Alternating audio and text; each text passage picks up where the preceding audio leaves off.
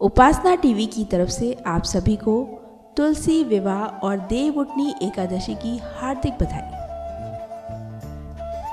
तुलसी विवाह हिंदू पंचांग के अनुसार कार्तिक माह के शुक्ल पक्ष की एकादशी तिथि को ही तुलसी और शालिग्राम जी का विवाह किया जाता है। मान्यता है कि तुलसी विवाह संपन्न कराने से कन्यादान के समान फल की प्राप्ति होती है और मोक्ष के द्वार खुल जाते हैं। साथ ही तुलसी जी और शालिग्राम की कृपा से विवाह में आने वाली बाधाएं भी दूर होती हैं। विवाहित जीवन में भी खुशियां बनी रहती हैं। चलिए जानते हैं इस साल कब है तुलसी विवाह।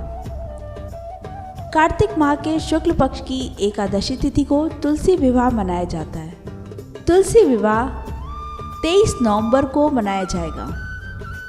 इस दिन तुलसी पूजन के साथ व्रत रखना भी शुभ माना जाता है। तुलसी विवाह पूजन विधि। देवउठनी एकादशी के दिन ब्रह्म मुहूर्त में उठकर स्नान आदि करें और व्रत का संकल्प लें। इसके बाद भगवान विष्णु की आराधना करें।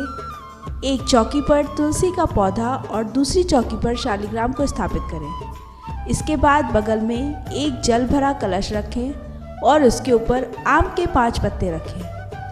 तुलसी के गमले में गेरू लगाएं और घी का दीपक जलाएं। फिर तुलसी और शालिग्राम पर गंगा जल का छिड़काव करें और रोली चंदन का टीका लगाएं। तुलसी के गमले में ही गन्ने से मंडप बनाएं। अब तुलसी को लाल चुनरी सर पे डालें। गमले को साड़ी लपेटकर उनका दुल्हन की तरह श्रृंगार करें। इसके बाद शालिग्राम को चौकी समेत हाथ में लेकर तुलसी की 7 बार परिक्रमा की जाती है। इसके बाद आरती करें। तुलसी विवाह संपन्न होने के बाद सभी लोगों को प्रसाद बांटें। तुलसी विवाह की पौराणिक कथा। तुलसी पूर्व जन्म में एक लड़की थी जिनका नाम वृंदा था। राक्षस कुल में जन्मी यह बच्ची बचपन से ही भगवान विष्णु की भक्त थी। जब वह बड़ी हुई तो उनका विवाह राक्षस कुल में ही दानव राज जलंधर से संपन्न हुआ। राक्षस जलंधर समुद्र से उत्पन्न हुआ था। वृंदा बड़ी ही पतिव्रता स्त्री थी। सदा अपने पति की सेवा किया करती थी। एक बार देवताओं और दानवों में युद्ध हुआ।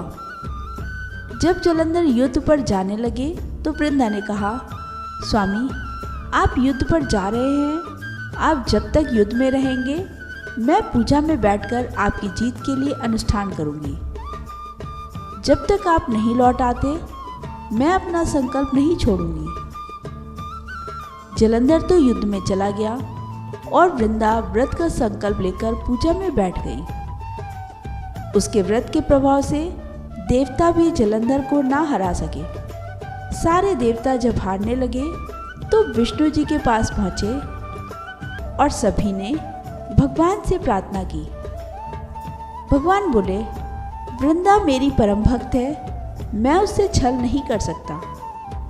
इस पर देवता बोले कि भगवान दूसरा कोई उपाय हो तो बताएं, लेकिन हमारी मदद जरूर करें।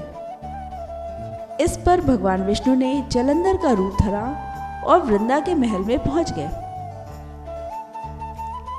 वृंदा ने जैसे ही अपने पति को देखा तो तुरंत पूजा में से उठ गई और उनके चरणों को छू लिया। इधर वृंदा का संकल्प टूटा, उधर युद्ध में देवताओं ने जलंधर को मार दिया और उसका सिर काटकर अलग कर दिया। जलंधर का कटा हुआ सिर जब महल में आ गिरा तो वृंदा ने आश्चर्य से भगवान की ओर देखा जिन्होंने जलंधर का रूप धर रखा था। इस पर भगवान विष्णु अपने रूप में आ गए और कुछ बोल न सके। वृंदा ने कुपित होकर भगवान को श्राप दे दिया कि वे पत्थर के हो जाएं। इसके चलते भगवान विष्णु तुरंत पत्थर के हो गए। सभी देवताओं में हाहाकार मच गया। देवताओं की प्रार्थना के बाद वृंदा ने अपना श्राप वापस ले लिया। इसके बाद वे अपने पति का सिर लेकर सती हो गई। उनकी राख से एक पौधा निकला। तब भगवान विष्णु जी ने उस पौधे का नाम तुलसी रखा और कहा कि मैं इस पत्थर रूप में भी रहूँगा, जिसे शालिग्राम के नाम से तुलसी जी के साथ ही पूजा जाएगा।